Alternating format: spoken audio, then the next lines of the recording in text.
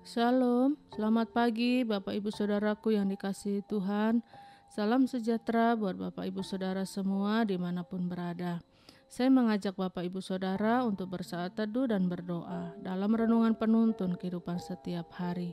Kiranya damai sejahtera dan sukacita oleh Roh Kudus senantiasa melimpah dalam hati dan kehidupan kita semua. Tema penuntun kita hari ini adalah siapa yang terbesar dalam kerajaan surga. Ayat bacaan kita terdapat di dalam Injil Matius 18 ayat 1-5 dan di dalam ayat yang ketiga berkata demikian. Aku berkata kepadamu, sesungguhnya jika kamu tidak bertobat dan menjadi seperti anak kecil ini, kamu tidak akan masuk ke dalam kerajaan surga. Bapak Ibu Saudaraku yang dikasihi Tuhan, ada hal menarik untuk kita pelajari dalam ayat bacaan kita hari ini. Di sini dikatakan bahwa Yesus sedang berkumpul dengan murid-muridnya. Tiba-tiba Yesus dikejutkan dengan sebuah pertanyaan yang mungkin tidak pernah terpikirkan oleh Yesus sebelumnya. Karena ternyata murid-murid yang selama ini taat kepada Yesus, murid-murid yang selama ini mengasihi Yesus, tetapi tiba-tiba mengajukan sebuah pertanyaan yang kesannya tidak rohani. Mereka bertanya, siapakah yang terbesar dalam kerajaan surga? Mereka sedang mempersoalkan sesuatu di antara mereka sendiri. Siapa kira-kira yang akan mendapatkan predikat paling hebat di dalam kerajaan surga nanti? Tetapi Yesus memberikan jawaban yang membuat murid-muridnya juga terkejut sekali. Karena tiba-tiba Yesus memanggil anak kecil dan berkata, jika kamu tidak bertobat dan menjadi seperti anak kecil ini, kamu tidak akan punya tempat dalam kerajaan surga. Saudaraku, jangankan menjadi yang terbesar, jangankan menjadi yang terhebat, jangankan mendapatkan anugerah dalam kerajaan surga, bahkan tempat dalam kerajaan surga saja tidak akan mendapatkannya. Jadi lewat ayat bacaan ini kita dapat belajar ada hal-hal menarik tentang yang terbesar di dalam kerajaan surga, yaitu seorang yang selalu memikirkan ingin menjadi yang terbesar harus bertobat.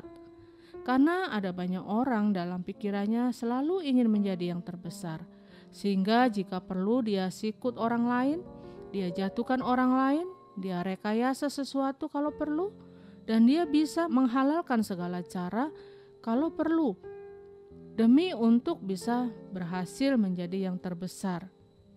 Yesus mengajarkan hal yang sangat keras dan tegas di sini. Dalam ayat yang ketiga dijelaskan, padahal mereka adalah orang-orang yang sudah bertobat dan mengaku Yesus sebagai Mesias, anak Allah yang hidup. Tetapi Yesus berkata, jika kamu tidak bertobat dan menjadi seperti anak kecil, kamu tidak akan memiliki tempat dalam kerajaan surga. Berarti seorang yang selalu berpikir ingin menjadi yang terbesar sampai harus menghalalkan segala cara, harus bertobat dan menyadari bahwa tanpa Tuhan kita tidak akan dapat berbuat apa-apa. Dan yang kedua, kita belajar bahwa seorang yang ingin menjadi besar, dia harus berani merendahkan dirinya. Ayat 4. Jika kita ingin menjadi besar, kita ingin maju, kita ingin lebih berhasil dalam bidang apapun, saudara harus memiliki kerendahan hati dan berani merendahkan diri. Ada banyak orang yang sebetulnya bukan tidak bisa mendapatkan pekerjaan atau tidak punya pekerjaan, tetapi persoalannya karena dia tidak mau setia dalam hal-hal yang kecil. Dia tidak mau merendahkan diri. Dia terlalu sombong jika harus mendapatkan penghasilan yang kecil. Terlalu gengsi untuk memulai sesuatu atau mengerjakan hal-hal yang kecil. Tetapi melalui firman Tuhan kita hari ini kita belajar bahwa seorang yang ingin menjadi besar, seorang yang ingin menjadi lebih berhasil, seorang yang ingin mengalami kesuksesan dalam hidupnya harus berani merendahkan diri. Orang-orang yang dipakai Tuhan adalah orang-orang yang mau merendahkan diri. Orang-orang yang dipakai Tuhan tidak selamanya adalah orang-orang yang hebat, orang yang sempurna atau tidak memiliki kekurangan, tetapi orang-orang yang dipakai Tuhan adalah orang-orang yang mau merendahkan dirinya. Dan yang ketiga, kita belajar siapakah yang terbesar di dalam kerajaan surga.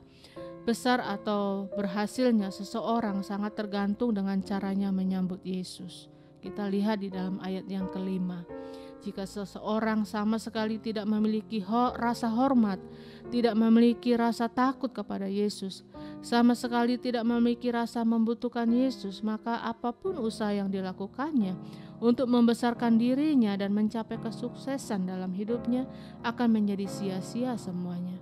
Tetapi jika kita menyambut Yesus sebagai Raja, kita menghormatinya sebagai Raja, dan kita menempatkan Dia pada posisi yang paling penting dan paling utama dalam hidup kita, maka sudah pasti kita akan hidup dalam kemenangan dan keberhasilan di dalam setiap jalan hidup kita. Jadi Bapak Ibu Saudaraku yang dikasihi Tuhan, Yesus rindu memberkati kita. Yesus rindu melakukan perkara-perkara besar dalam hidup kita. Yesus rindu mengangkat kita dan mencurahkan segala berkat-Nya. Tetapi adakah kita menyambut Yesus sebagai Raja?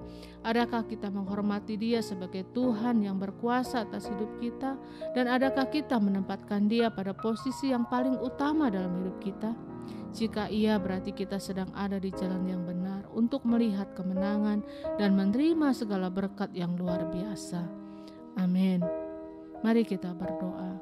Bapa, kami bersyukur buat firman-Mu pada pagi hari ini yang mengajar kepada setiap kami bagaimana kami harus bersikap sebagai orang percaya supaya kami boleh memiliki tempat yang layak di dalam kerajaan surga, bahkan kami menjadi orang yang berhasil, orang yang sukses dan diberkati dalam dunia ini. Karena itu Tuhan, ajar sebagaimana firman-Mu untuk kami boleh memiliki pertobatan dalam hidup kami, untuk kami belajar merendahkan hati kami, merendahkan diri kami, dan kami boleh menempatkan Engkau di tempat yang paling penting dalam hidup kami. Maka Tuhan, kami percaya jika ketiga hal ini kami lakukan, berkat, kelimpahan, masa depan, bahkan surga yang kekal Tuhan sediakan buat kami. Tuhan, tuntun langkah kami sepanjang hari ini untuk kami berjalan sesuai dengan firman-Mu. Di dalam nama Tuhan Yesus kami berdoa. Haleluya. Amin. Kiranya berkat yang sempurna dari Allah Bapa kita, kasih karunia dari Tuhan Yesus Kristus, dan persekutuan yang indah dengan Roh Kudus menyertai kita semua dari sekarang ini dan sampai selama-lamanya. Maju terus dalam tuntunan Tuhan, tetap semangat, sampai jumpa esok hari dalam penuntun kehidupan setiap hari, dan Tuhan Yesus memberkati.